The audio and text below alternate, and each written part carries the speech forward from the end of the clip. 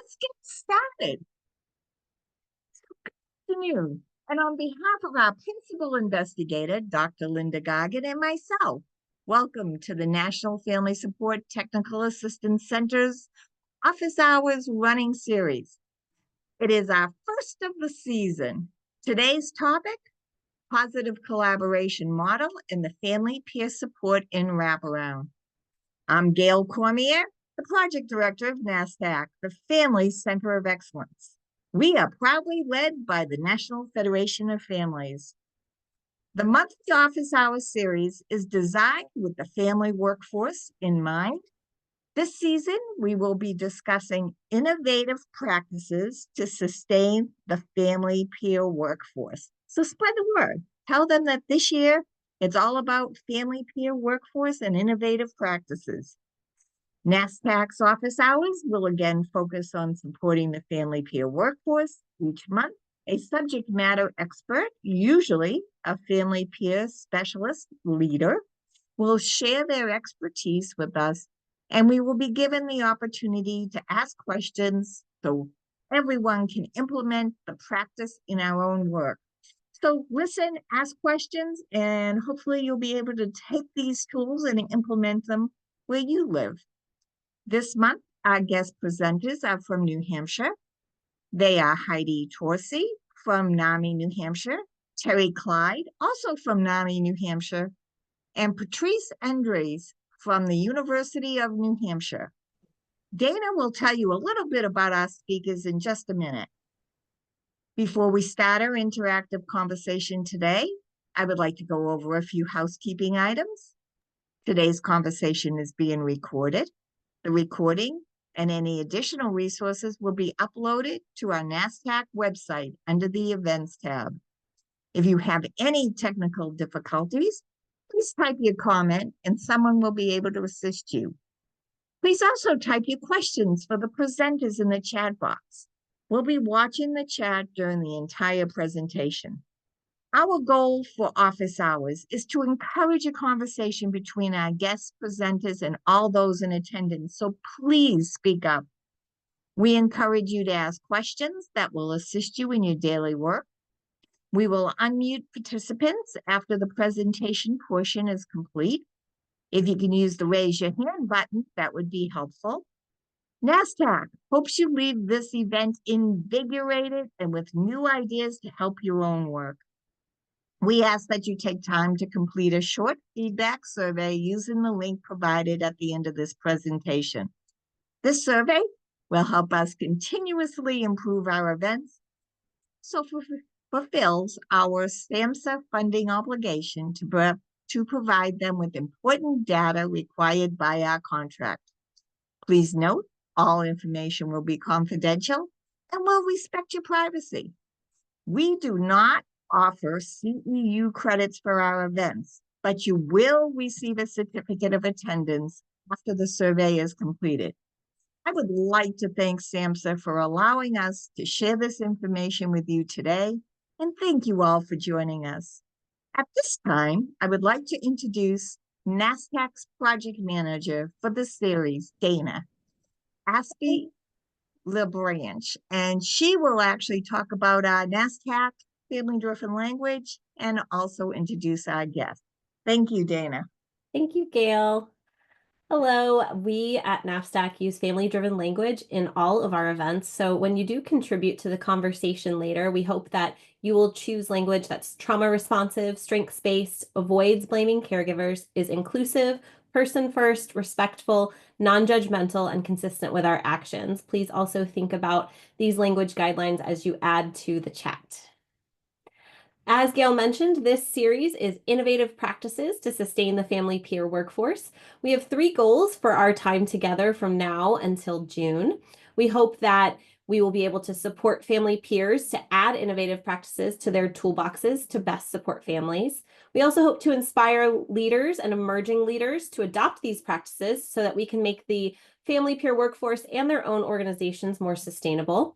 And we hope to introduce other members of the behavioral health health workforce to these innovative practices so that they can integrate family peers onto support teams. So if you enjoyed today's presentation, please invite your colleagues to join us next month and every month until the end of the series in June. At today's office hour, by the end of the event, we hope you will be able to describe how the positive collaboration model supports families, explain how family support services can instill hope, confidence, and self-advocacy, and that you'll be able to describe New Hampshire's family peer certification requirements. Before we begin, we would love to know what your role in family partnership is. One of my colleagues will put a link in the chat that you can follow to get to our Mentimeter survey. You can also type www.menti.com and use that code there on the screen. And we are going to ask that you answer just a couple of questions about that. One second, let me get to our Mentimeter.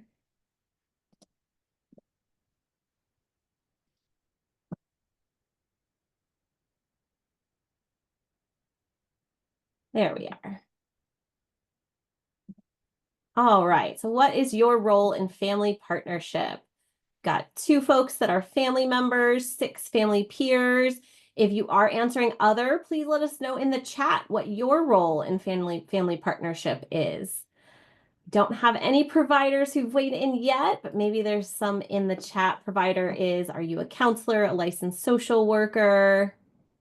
We've got Amanda, who is a support coordinator, a caregiver advisor. Erica's a care specialist, family peer advocate. Okay, yes, David, in different states, family peer specialist has different names. Family advocate, sometimes it's the same thing, sometimes it's a totally different thing. So that's great to know.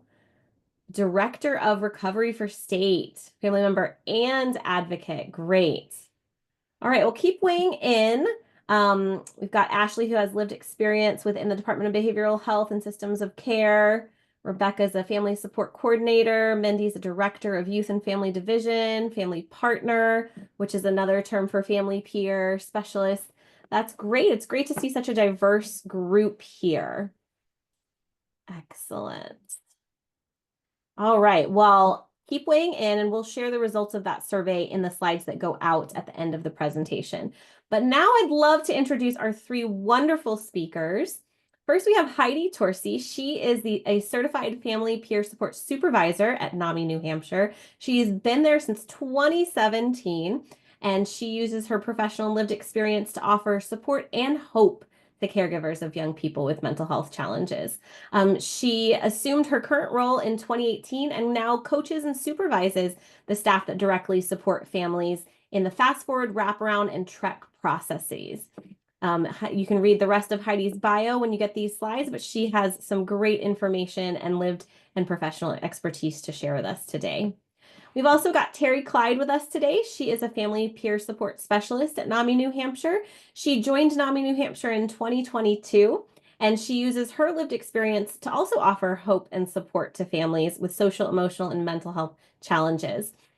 She assumed the role of family peer specialist in April of 2023 after completing all of those requirements. Congratulations, Terry.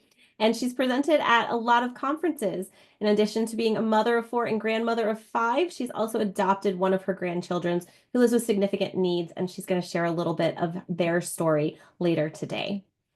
And we also have Patrice Indris with us. She is the lead New Hampshire wraparound coach and trainer out of the University of New Hampshire. She and her team work to support training, implementation, and fidelity for New Hampshire wraparound coordinators.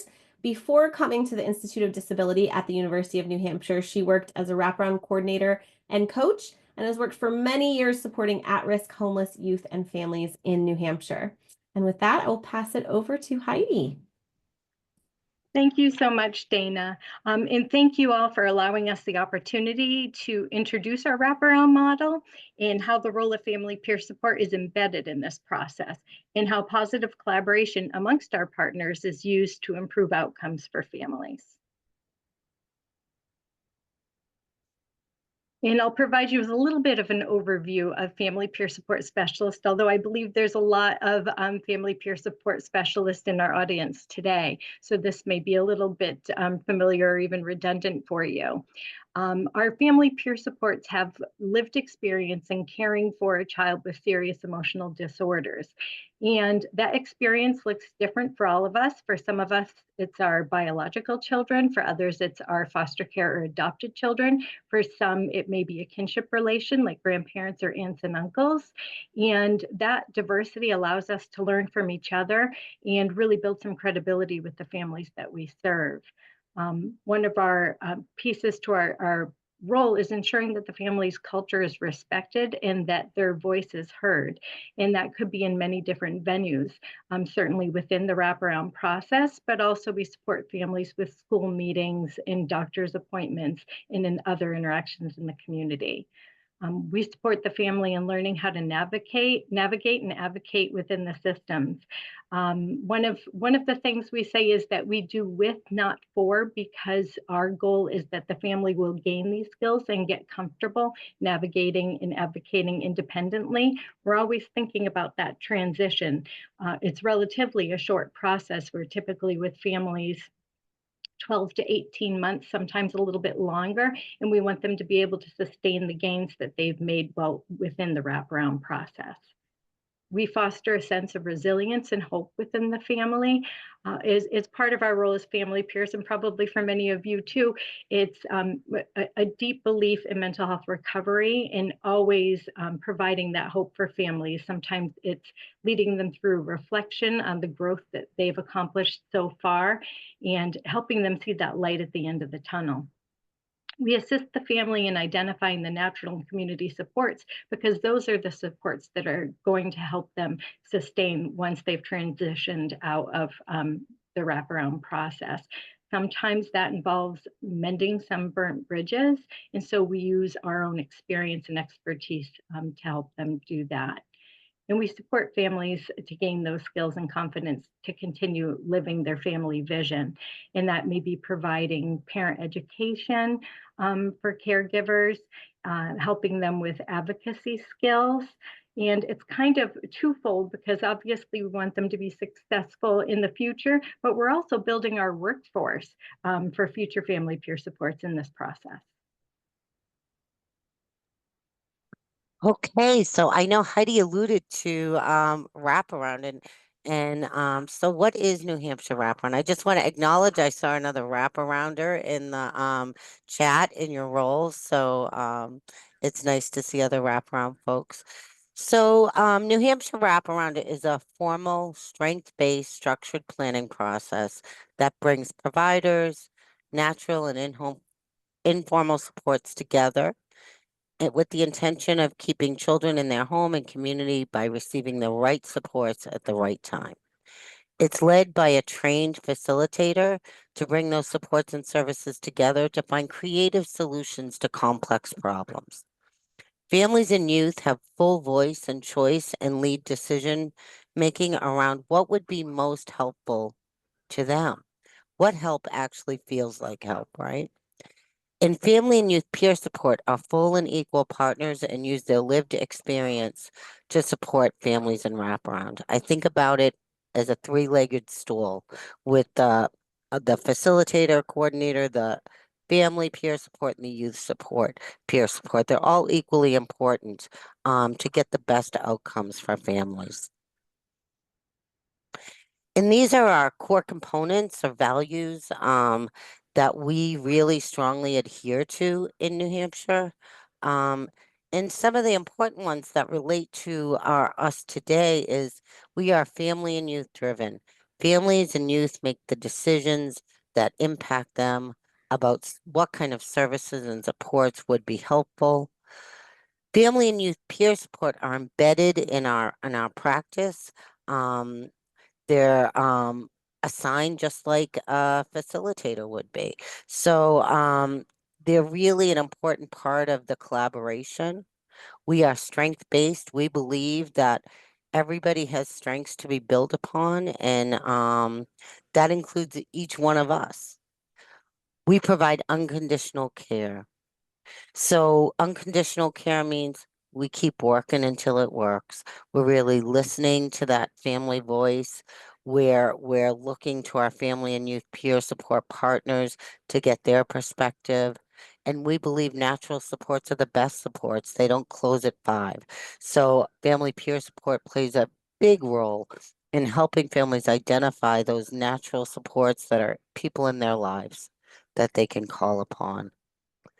And because we're in that partnership or three-legged stool, we kind of anticipate that we're going to have different perspectives. So we really worked hard on developing a model to communicate and ensure that we're seeing each other's point of view. So we created positive collaboration. So our vision is families, youth, and communities experience the best outcomes when we value and celebrate the diversity of roles, experiences, and perspectives of partners to ensure meaningful and effective collaboration between and among our roles. So we anticipate that maybe a facilitator is going to see things differently than a family peer support or a youth peer support. And we want to invite those different perspectives to come forward. And sometimes when you bring those forward, um, sometimes conversations can get a little tough, right? Like whose voice is most important and who gets to make those decisions. So we've developed some pre and post meeting collaborations to try to get ahead of some of that. So when a facilitator and a family peer support or youth peer support is going to be meeting with a family, we ask that they meet for a few minutes before the meeting and kind of structure a conversation around these prompts. You know, what is the intent of today's meeting and within our role? How do we best work together? Maybe review some reflections of things that were experienced or observed in the last meeting. Insight on how to approach what's working and any changes that we might want to make things better. Share information about things that may have happened that may impact on how best to support the family in relation to the intent of the meeting. And each partner kind of states what they plan to do to support the family or youth and the intent or the purpose of that meeting. So that gives everybody the information they need to go into that meeting in a way that we're kind of understanding each other. So it might be, a family peer support might say to a facilitator, I noticed when you talked about a certain topic that the youth body language, they were a little uncomfortable, or mom kind of disengaged during that. And we might want to think about another way to say that. Or I heard mom say that it was important that we begin and end on time. So who could be our timekeeper today? Even those little things really are important when we're going into a meeting. And then after the meeting, we want to meet for a few minutes outside of the family's home or driveway, right? We want to set a few minutes to chat, could be over the phone, to talk about how do we think that went? What worked? What didn't work? This is a great opportunity to give that feedback to each other. And what behavior or other data are we basing our perspective on, right? So we really look to kind of being very specific with folks. What can we do next time to A, keep doing what's working, or B, adjust our approach to facilitate and support so things work better, keeping in mind that the needs and the culture of this particular family and youth. And then we talk about what actions are needed between meetings. So this is a way to communicate about what we can do, how we do it, how we collaborate, and listen to different perspectives. Right off the bat, it's embedded in the practice. And we really can avoid talking about families prior in after a meeting, right? Well, what the family should do is A, B, or C, right? This gives a little bit of structure to those conversations to talk about what the implementers can do. So we use this kind of decision-making chart to help us figure out how we're doing. So we just looked at the proactive kind of regular check-ins pre and post. And it's like, do we agree? Are we all on the same page? Um, and if yes, that's great. Keep going. If no, we have we use the 7 steps for effective collaboration, which we'll share on the next slide, to reflect on and see if we can clear it up. Are we each getting our perspective heard in a way that's meaningful? If yes, that's great. No, we really want to self-reflect. So instead of kind of, and when this says a supervisor, it really can be any trusted person that will help you self-reflect. It's about not about complaining about the other person's perspective, but kind of taking a look at yourself and saying maybe where are my biases? How am I approaching this? It's a way to look inside and really make a plan to address the situation. Then we want to follow through on that plan. Follow through is really key. Sometimes we're upset in the moment and we kind of vent all over the place, but then we don't want to do anything about it, right? So follow through is key and it's expected from all of the partners. So we want to kind of, did that plan work for follow through? If yes, yes, we keep going. If no, um, we kind of see who can help us. Maybe we need an impartial person or a supervisor or some trusted person to come and help us resolve it. And I think, you know, having an outside perspective can be really genuinely helpful. It's really not intended for people to come with their people to take sides. It's to come and join perspectives. Because what I'll say is, if there's any kind of friction happening, it does trickle down to families. So we want to really resolve it, use this in a positive way. And what I say is if there are different perspectives, that's good. That's what we intended. So that's great. So I always cheer people on, even if they get to the second or third step, like, yes, we have different perspectives. That's wonderful. We're staying true to our roles. So we also use the Daring Greatly Engage feedback checklist. This might look familiar to folks. This is Brene Brown's work. So why recreate what's already excellent? And this helps us sit with ourselves, or if we're helping kind of somebody else self-reflect, and to go through this to see where we're at. And this is a piece that sometimes we forget to do. We forget to pause and self-reflect, right? Am I ready to sit next to you rather than across from you? Am I willing to put the problem in front of us rather than between us or sliding it toward you? Am I ready to listen, ask questions, and accept that I may not fully understand the issue? I want to acknowledge what you do well instead of picking apart your mistakes. I recognize your strengths and how you use them and how you can use them to address your challenges. I can hold you accountable without blaming or shaming you. I'm willing to do my own part. I can talk about how to resolve these challenges, how resolving these challenges will lead to your growth and opportunity. And I can model the vulnerability and openness that I expect to see from you. So this is a wonderful tool. We're going to use it a little bit later. And thank you to Brene Brown for all the amazing work she does. So what we've seen, because of our close partnership, is increased youth and parent leadership in their communities. Families and youth are empowered because of the support that they receive and how they receive it. There are benefits to parents and caregivers of reduction of stress, improved mental health and well-being.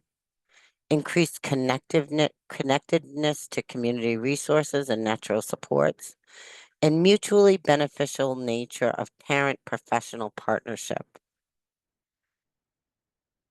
Thank you.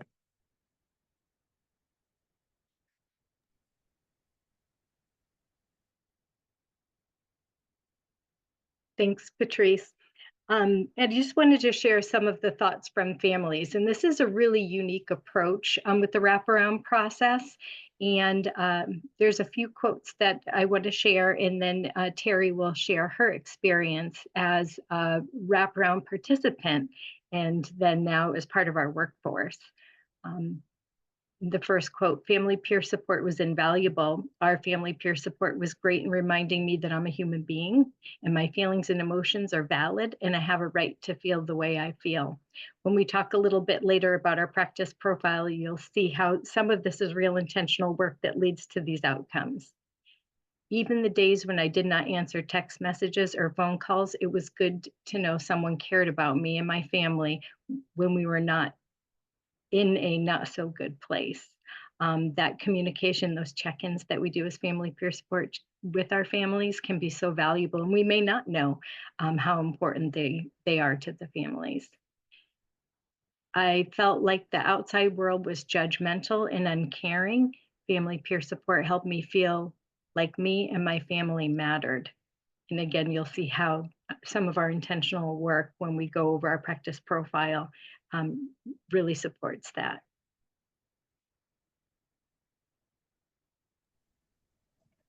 Thank you, Heidi. So I'm going to share a little bit about our story. But first I have some slides here that I think kind of talks about that hope piece. So hope is a superpower. Hope is the courage to believe and have the expectation that there is potential to change something for the better. Hope gives us the ability to move forward and to smile, again, when things are so dark you don't think you ever will. Hope is shown when someone stretches out their hand and offers you the possibility and chance. Courage also is part of hope. Courage to move forward is a sign of hope, like the flower that comes through the cracks on the broken sidewalks. And when things look dark, there is light that shines through. Hope is the unconditional love shown when you reach out a hand to help. And it is given unconditionally and helps things grow and blossom. So this is what hope looks like. I adopted my grandson when he was 4 years old. His first hospitalization happened when he was 5 years old. He was in the Concord Hospital at the time, which was Anna Philbrook for children, and he was in there for 35 days. His first psychotic episode happened at 5 years old, where he was seeing bugs falling from the ceilings, shoes, blood coming from his shoes, and it was pretty intense. And so he was hospitalized there for 35 days, came home, was in therapies and stuff. Fast forward to when he was 8 years old, he was hospitalized again when he was 9 or 10 years old, and then again at 12 years old. At that point, there was no such thing as fast forward or wraparound services. So I filed in New Hampshire what is called a D2 CHINS, which was one of the hardest things I ever had to do. I had to sit in front of a court and tell everything that had happened to him prior to his adoption. And when he was prior to his guardianship with us and everything in between. At that point, DHHS and DCYF decided that, yeah, he qualified and that they would help fund an episode of treatment, which at that time was basically my husband and I paying for that episode of treatment. Only we paid the state monthly. John was in residential care for 3.5 years. He came home at the age of 15. He went in at the age of 12. When he came home, there still was no program for wraparound, and he was hospitalized again 2 more times at Hampstead Hospital in New Hampshire. After coming home from Hampstead Hospital, I little backstory knew Heidi prior. Heidi and I had worked together on some other programs when we were both in early childhood, and Heidi told me about the Fast Forward program. So I reached out to them at that time, and at that time they weren't sure that John was going to be able to participate because they weren't working with children with developmental intellectual disabilities. But thank goodness they gave us a chance, and John and our family worked through the program for 2 years. Significant things happened during that time, but he was not hospitalized again. And I was able to pull together a wonderful team, not only people for John through his school, but the community mental health at the time, and our area agency at the time. And we had our monthly meetings, and John was able to learn what his strengths were, and I was able to learn what my strengths were, and we pulled it all together. And John is currently 21 years old. He will age out of school this year, and we're super excited. He was able to actually do his own advocacy and learn his own advocacy, and he advocated for home and community supports at the federal level. And he continues to use those supports that he makes. He has those supports in his phone, and when he is feeling overwhelmed or unsure, he knows which person will help him, which person he can text, which person he can call. We continue to have bi-monthly now. We were doing monthly team meetings with our team until just recently, where we have switched to bi-monthly team meetings as we prepare to transition out. So these are a few pictures of John when he was at his residential treatment, the little toothless kid when he was 5. And he also got involved in Special Olympics, and proud to say was a gold medal winner for many things. Currently, he is on a bowling league within our community, which he enjoys immensely, and the people that he bowls with also enjoy. And that's how I became a family peer support specialist, is after working with the wraparound process and being involved in voluntary things and seeing that our story can help somebody else's story make a difference. John is like super happy that his story gets shared. He has told me before, if my story can help just one other kid, please share it. So that is what I'm doing here today. So I just want to thank John for allowing us to share his story and let you all know that hope is a superpower. And without that hope, we don't know, we carry the hope as family peer supports for those who are entering. And as they are able to share their own hope, they will take it on themselves. So I just want to thank John for allowing me to share his journey and his pictures, and thank everyone who has helped us in our hope. Thank you, Terry. That was amazing. And there's so many aspects of your story that I want to refer to throughout this conversation. And I know I mentioned before, one of the things we talk about from the very beginning with families through the wraparound process is that transition, and hoping that they can sustain those gains, and reminding families that you're always going to have the bumps in the road, as we do in life, but that the skills that they've gained as caregivers and individuals will help sustain them through those bumps in the future. So I'm going to focus a little bit on our family peer support specialist certification. And I know that Patrice talked a little bit about the care coordinators, and they are our partners in this practice. And part of our onboarding and certification really mirrors the knowledge that they're experiencing at the same time. One of the items that's not listed here is that we have a number of webinars that we view in part of our education process. There are 24 webinars, and we ask folks to view them and to write a short summary that kind of shares what they gleaned, the information that they pulled that will be valuable to them in their work. And then as supervisors and coaches, we have conversation on how they will use those skills and the knowledge through those webinars. So that's a big piece of their onboarding and initial certification process. The other piece is shadowing, watching how others perform their practice. And everybody's practice looks different because everybody's experience is different, but we have the same values and some of the same core components. And we'll talk about those in a little bit. Our training involves 2 days of wraparound training. Because we are partners in this process, we have to have a thorough understanding of the process. And I know in my introduction, we referenced the TREC process as well. That's Transitional Enhanced Care Coordination. And our goal through wraparound is to keep children and families together in the community. However, occasionally we are working with an individual that does need an episode of treatment, like Terry described with John. And the TREC process provide some oversight. So when our kids do need to have an episode of psychiatric treatment, we stay involved to provide the support.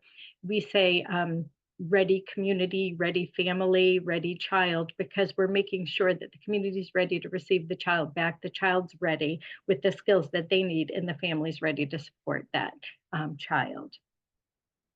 So additionally, we complete Department of Health and Human Service approved cultural and linguistic competency training.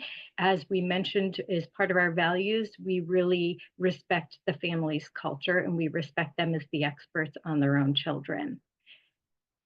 As part of our certification, we require 50 hours of direct family peer support. And this does not include those initial shadowing hours. This is individual support. So once our family peer supports go through some training and they've had an opportunity to shadow, they start to receive their own caseload. And eventually we as coaches, supervisors, and mentors shadow them and provide an evaluation of their practice and some steps to improve practice. And along with the certification comes recommendations from their mentors and supervisors, and that requires a score of 75% or higher on a fidelity tool that we've developed that identifies those 15 critical components within our practice profile. I apologize, I'm losing my voice a little bit because I have a cold, so thanks for bearing with me. So this is an example of our 15 critical components and an example of what our practice profile looks like. I didn't outline the whole profile for you with each component, but we'll talk about the different components. So these are non-negotiable components, and they're part of our values in our practice. So the way that we outline our practice profile is defining how this critical component contributes to the positive outcomes. And we're striving for a gold standard. That's our ideal, knowing that we're never going to be at gold standard all the time because we're in a different place as peer supports in our practice. And as we're receiving new families, they're in a different place. For example, with engagement, we may reach a gold standard with a family that we've been meeting with for several weeks, but then when we receive a new family, we're back to square one on that engagement. And that's why that score is allows for a little bit of flexibility because nobody's going to be a gold standard all the time. We're also very cognizant that we're still, I like to say, living the dream. We're caregivers of young people with significant mental illness, and that is a double-edged sword that allows us to support families and to use our experience to support families, but that also means that some days I might go to work after spending the night in the emergency department. So I might not be at our best. So we always provide grace. So emergent practice is an acceptable variation of the critical components, and that's where I'd expect most newer people to be as they're onboarding. And an unacceptable variation of the critical components will not allow for certification, and I'll share some examples with you. And then we outline what tools and activities and training that we're going to provide as coaches and supervisors to get folks there. So let me provide some examples just to kind of walk you through. So engagement being a critical component, that would include listening, empathy, and communication. And defining how that component contributes to positive outcomes. Engagement allows us to build trust and work in partnership with families. So an ideal gold standard for engagement would be that family members confide in family peer support and that communication is open and it's two-way. An emergent practice might be, and this could be that we're emerging as family peer supports, or it could be that we're just developing rapport with the family for the first time, that family peers initiating most of that conversation and most of that communication. An unacceptable variation would be that family peers directing all of the communication. That's an indicator that we're not building the trust and relationship that we need to have that two-way relationship. And then training activities, shadowing would be one of the training activities that we would include, and then active listening, perhaps motivational interviewing would be another example. So I'll walk you through the different components and talk a little bit about each of them, but I won't break them down for each one on what's acceptable and what's gold standard. Strategic sharing is such an important part of our role, and that's what really builds it gives us the credibility with families. It helps us find common ground with the families so that they do trust. I say strategic sharing because it has to be done very intentionally. If I'm meeting with a new family, maybe I did have a rough night in the emergency department the night before, but I don't want to put all of my negative experiences on that family. And we don't want a role reversal. We don't want our families feeling like they need to be supporting us. A lot of boundary issues that fall under ethics of the core components also come into other components as well, strategic sharing being one of them. A lot of our core components kind of mirror the values that Dana shared at the beginning of this meeting. So another one would be trauma, and you're probably all familiar with being trauma informed, and that helps create safety and builds trust and empowerment. It demonstrates empathy. The self-care and wellness. This is so important, and it's not enough to be task-oriented and just say, okay, let's check the box. We talked about self-care. Part of our role as family peers really modeling self-care for families, demonstrating what we do for self-care, and again, having those boundaries around self-care. Collaboration with diverse partners, and Patrice talked about this when she talked about the positive collaboration steps and how important this is. We're ensuring that the relationship between the family and the community is positive and constructive.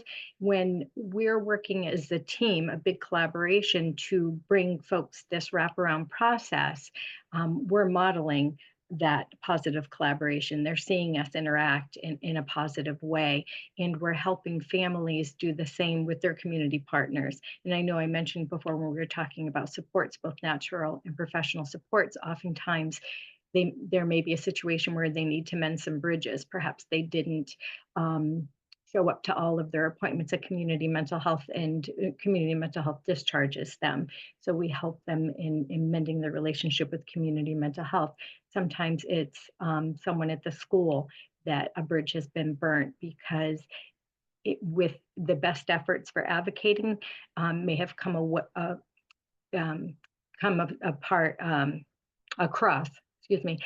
across in a way that wasn't received very well. And so we may be helping them mend some relationships with the school. And sometimes it's natural supports. I know that I have a sister that doesn't have any kids, and she can tell me how to be a great parent.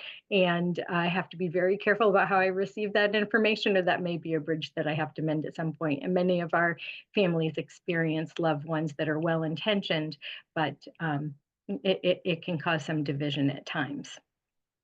So that's part of our collaboration. Problem-solving strategies very similarly.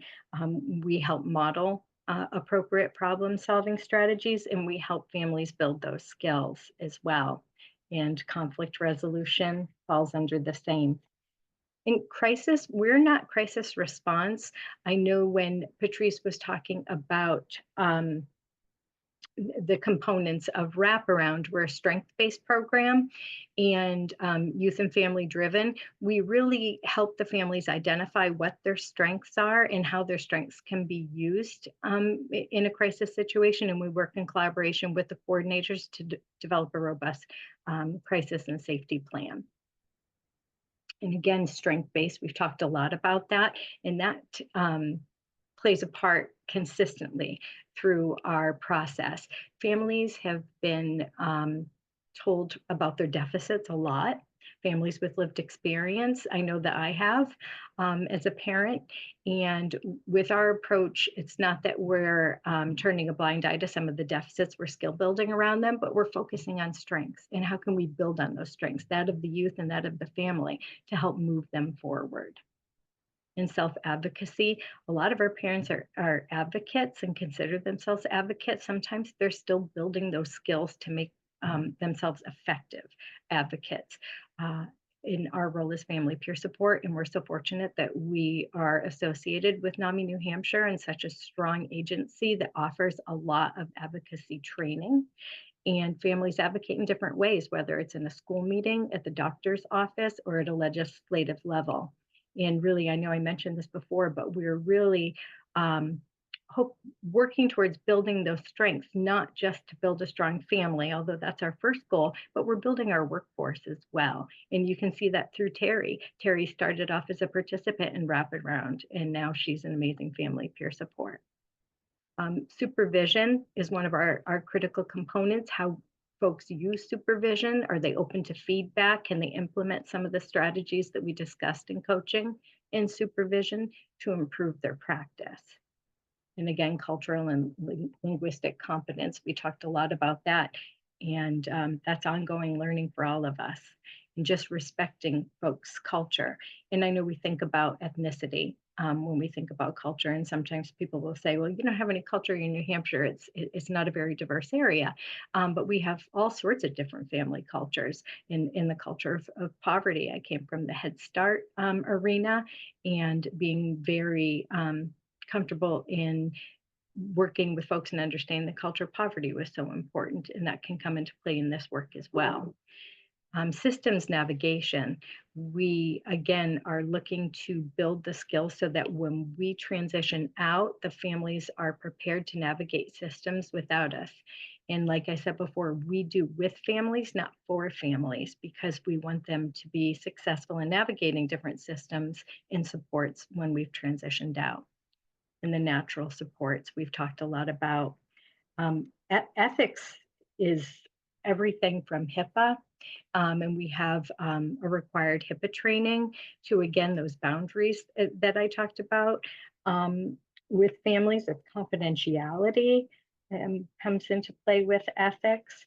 And it's just so important for us to maintain those professional boundaries while we're doing this work. That's a little bit about our key components.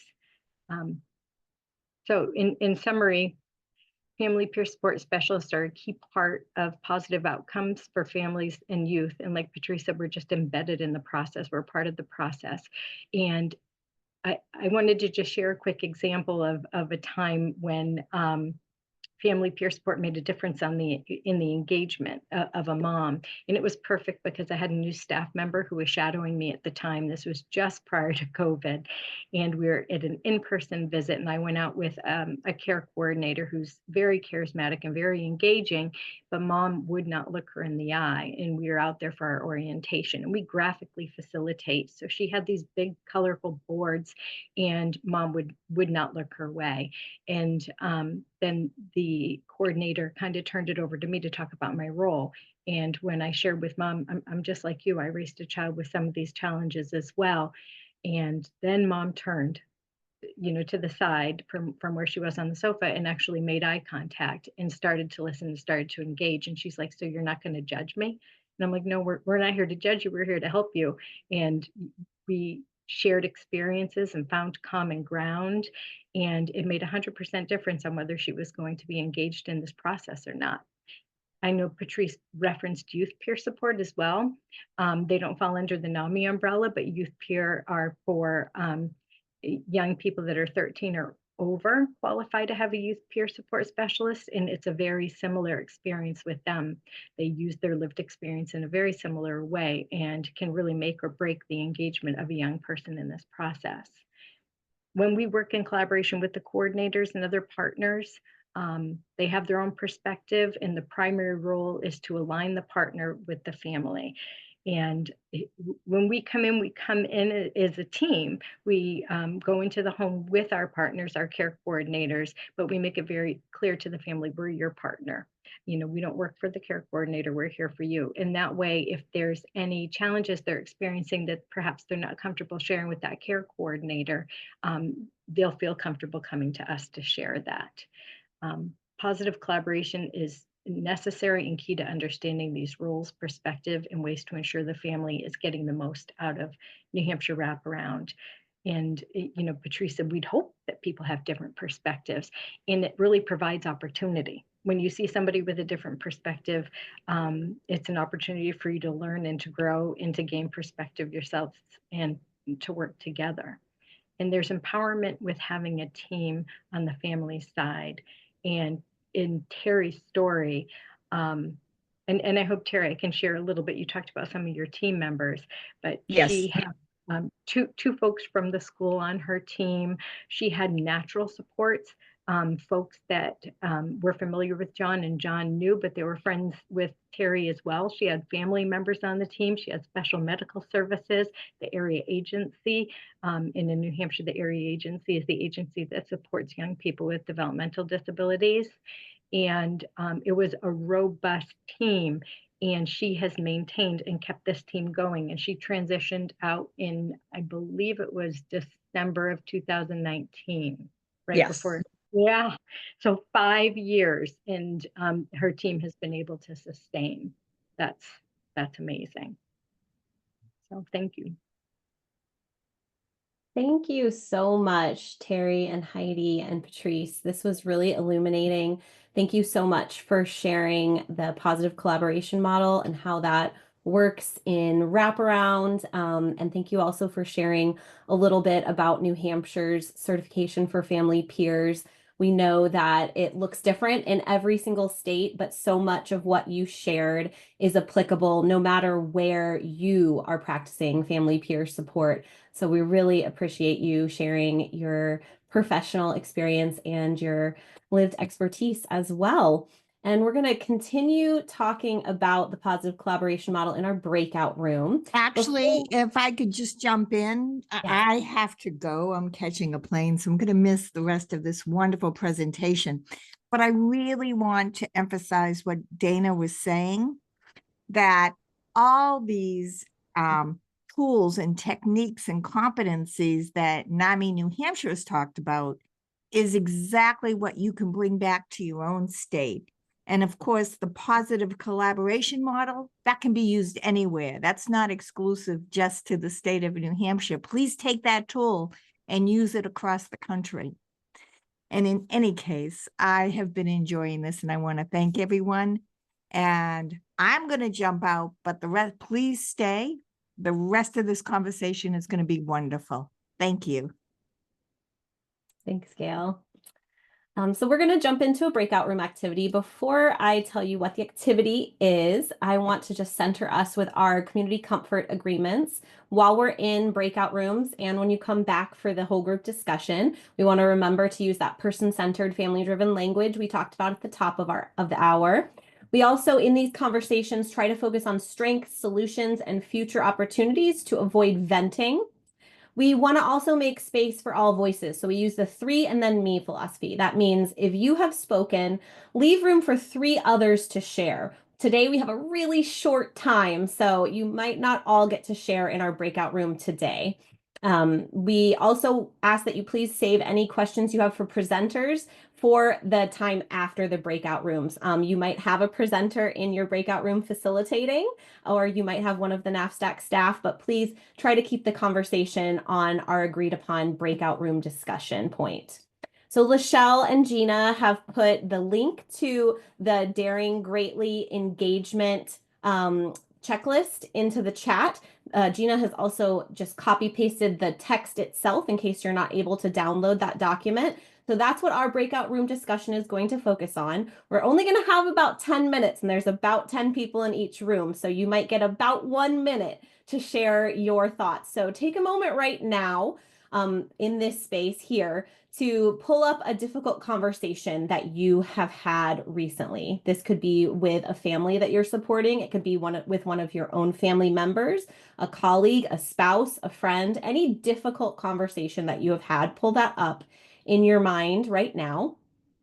And when you go back and go into this discussion room, the breakout room, you're going to discuss how that checklist could have impacted how you and the other person communicated and helped you find resolution more easily. When we come back, you'll have an opportunity to share any aha moments about that process with the group. So go ahead, download that checklist right now in the chat or copy paste the items into a Word document on your computer.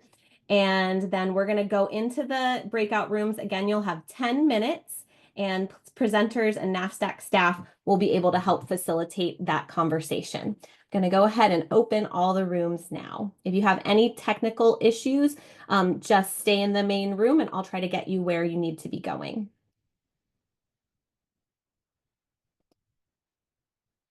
Okay. Welcome back for your breakout rooms. I hope you had some great discussions. We're going to do another Mentimeter. This time you can just fill in the blank and let us know what your aha moment was. You can go to www.menti.com and use that code at the top of the screen, 488-90232, or one of my colleagues will put the link into the chat. So tell us what aha moments you had about the engaged feedback checklist. How could that have helped you navigate a difficult conversation a little more successfully? Well, some folks talked about different ways they could use the checklist in different environments with different people. That is great. Absolutely. Very enlightening. Good.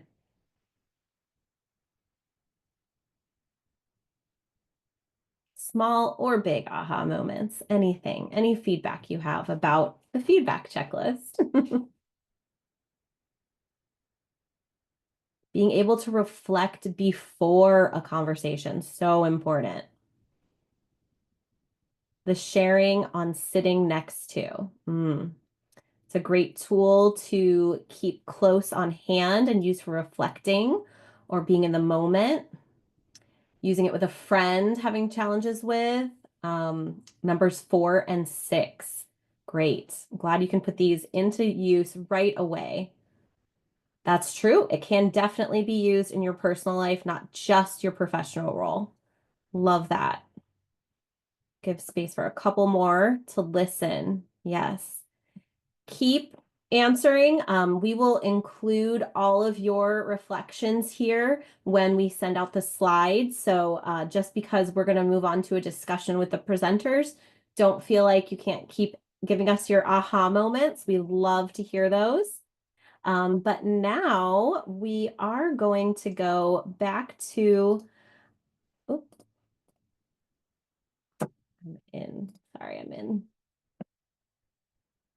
We're going to go back to our our slides and we are going to talk to our presenters.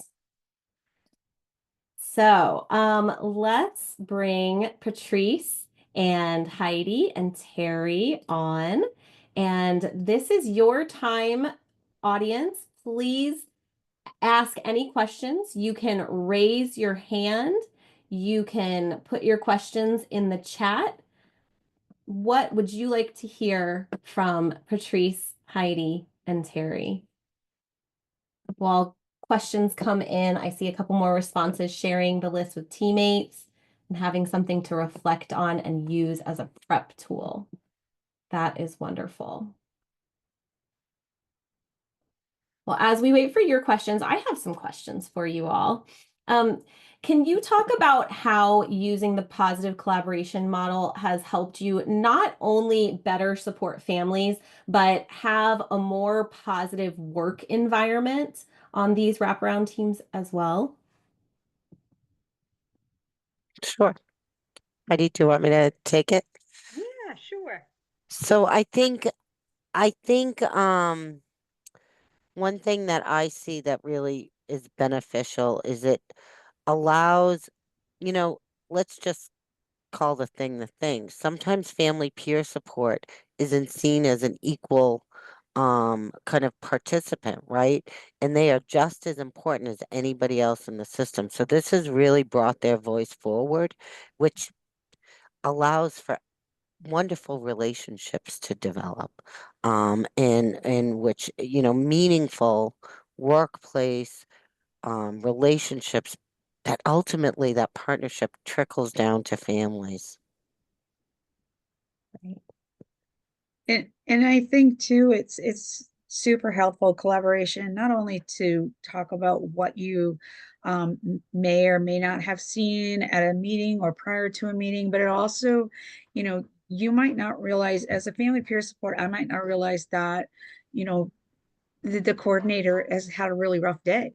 And that gives that's a time when the coordinator can say, hey, I've had a really rough day, or I can maybe pick up on it in their voice. And then I will know, and I'm prepared to be able to help that coordinator, or maybe they're a new coordinator and they're very unsure, but just being able to encourage them and let them know that, hey, I'm winging it every day, just like you're going to wing it. So we'll do great together. I love that it's embedded in our practice. So if there are challenges, there's a normalized structure for addressing them, because there are going to be challenges in any relationship. And like Patrice had said, we all come with different perspectives and different experiences. So sometimes those difficult conversations and broaching them can be so uncomfortable, but when you have developed and implemented a structured process that gives you more ease in addressing those things, it's become more commonplace to have those conversations. Absolutely. I imagine it's also helps you really, really get those skills embedded because you're using it not only with the families that you support, but also your colleagues, and the providers that you work with. That's wonderful. Sandy has a question. Which wraparound model do you use? She is trained in MyWrap, I think that's how you say it. So we were trained by Milwaukee. So New Hampshire Wraparound is kind of an adaptation, but very strongly based on the Milwaukee model.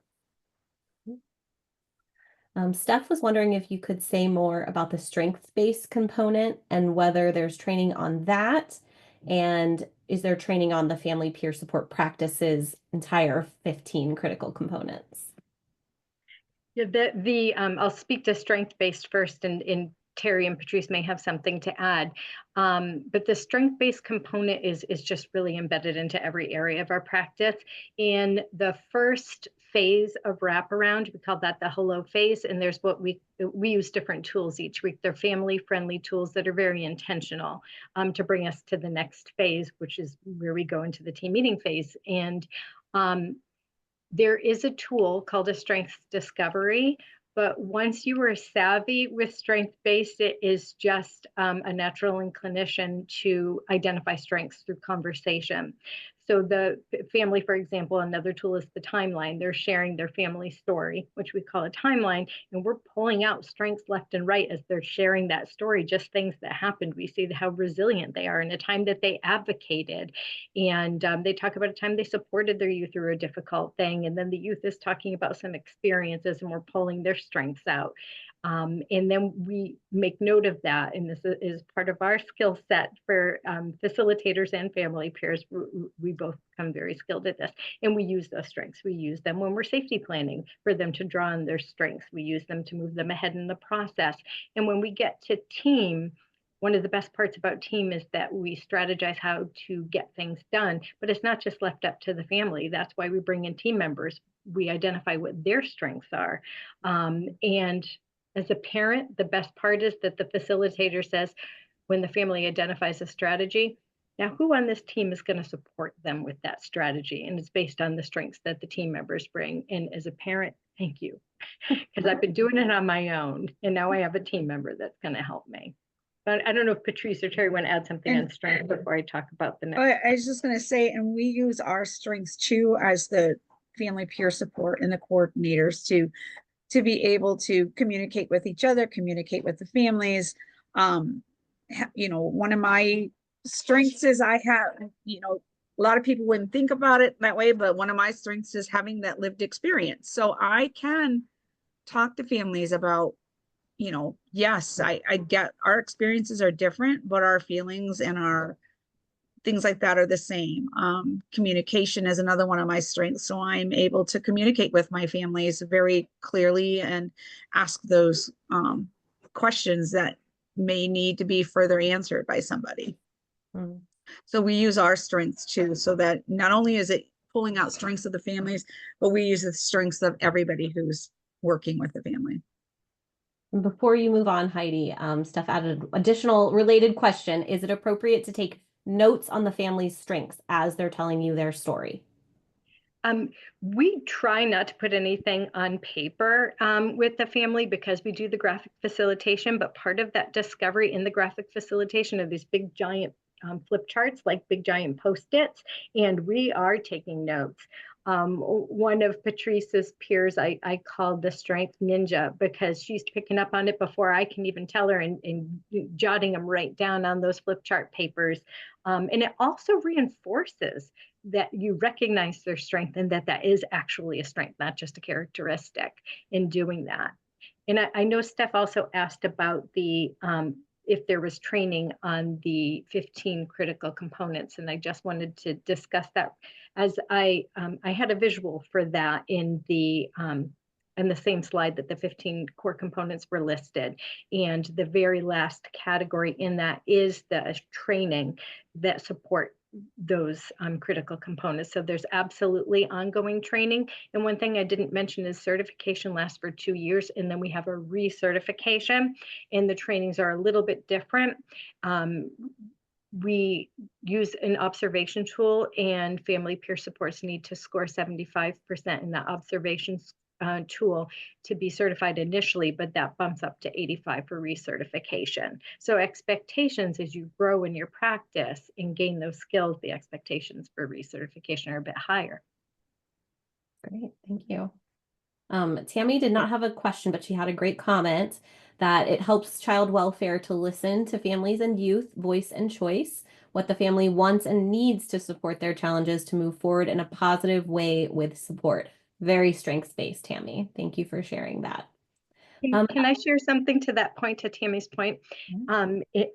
I know when we're building a team, my habit was to ask families, who are the people that you feel most supported by, that you would like to bring into your team?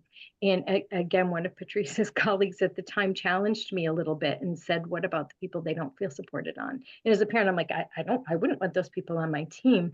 But to Tammy's point, that helps people see you in a different light. When you have this strength-based approach, there's a little bit of magic there. And we may bring in some people that families, well, it's up to families, they determine their team members, but that they thought were a little bit more adversarial.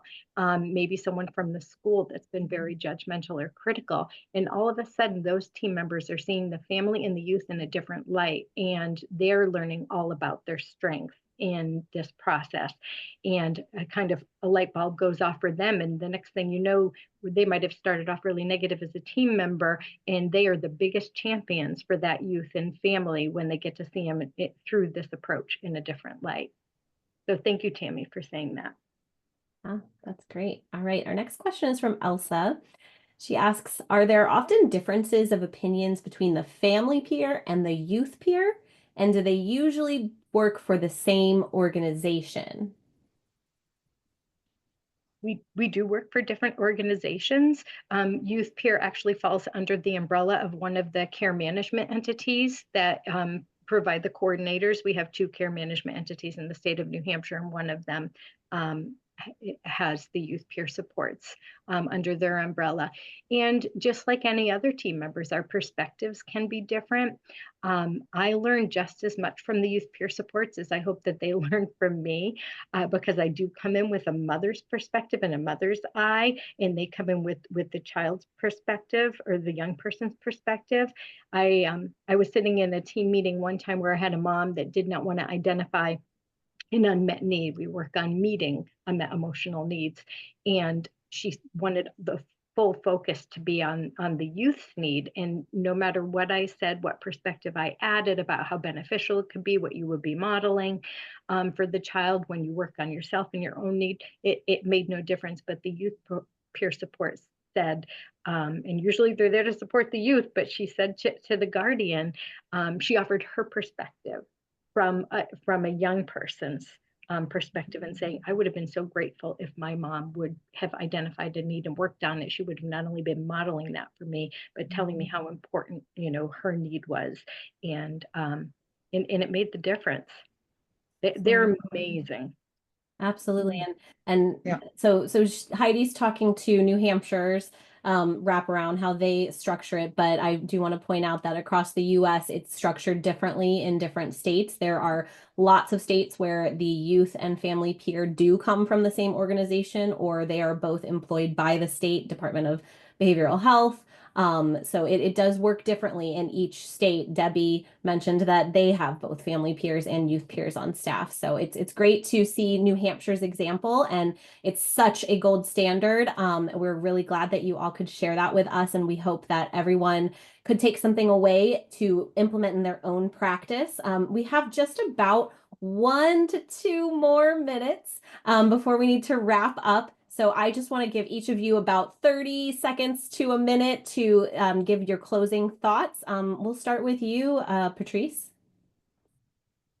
I just want to say what an honor it is to be in the presence of so many people from all over the country doing great, great work. We had wonderful dialogue in our breakout sessions and such great questions. We thank you for your interest and all you bring to the work, wherever you may be in the country. So I just want to thank everybody. Yes, thank you. Heidi?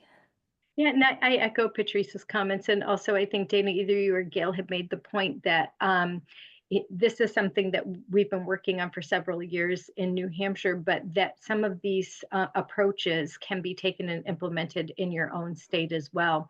When I started talking to NAMI about the role of family peer support many years ago, before the wraparound process was fully developed, I was doing a search online and looking for certification processes, and they didn't really exist. Some in the substance misuse world, but as far as family peer, I didn't find anything. This back in 2015, and so you can develop your own certification process. Absolutely. And the National Family Support Technical Assistance Center can help you with that. And Terry, you get the last word before we wrap up our time together. So I just want to say thank you to all of you for being here. And I want to acknowledge that the work that we do is very hard. So coming from somebody who struggles a lot with it, I just want to remind all of you to make sure that you take care of yourselves too, because we cannot take care of everybody else if we don't have some time to fill up our cup. So just thank you, and know that you are doing the best that you can do for everyone that you work with and work for. Well said. Great words to wrap up on. So we want to invite you all to join us next month. We're going to continue this great conversation with Willow Burgess Johnson, as well as Frederick Douglas, whose name didn't quite make it on that slide. They are going to talk about integrating family peers into systems and support teams. Our lovely NAMI New Hampshire folks gave us a really great applicable model, and our next event is going to talk a little bit more from the 3,000-foot view of policy and what it looks like in any state. They're coming to us from North Carolina Youth and Family Voices.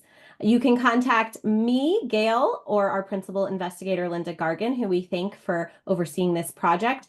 Our emails are on the second to last slide. You can also contact Patrice, Terry, or Heidi. Their emails and websites are there as well.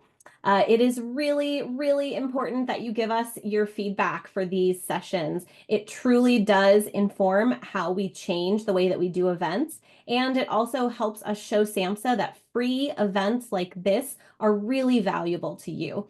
And we do share this feedback with the presenters as well. So feel free to get specific on what you liked and tell us what you could use a little bit more of next month. That is all we have for you today. We really thank you for being here, and we hope to see you again soon.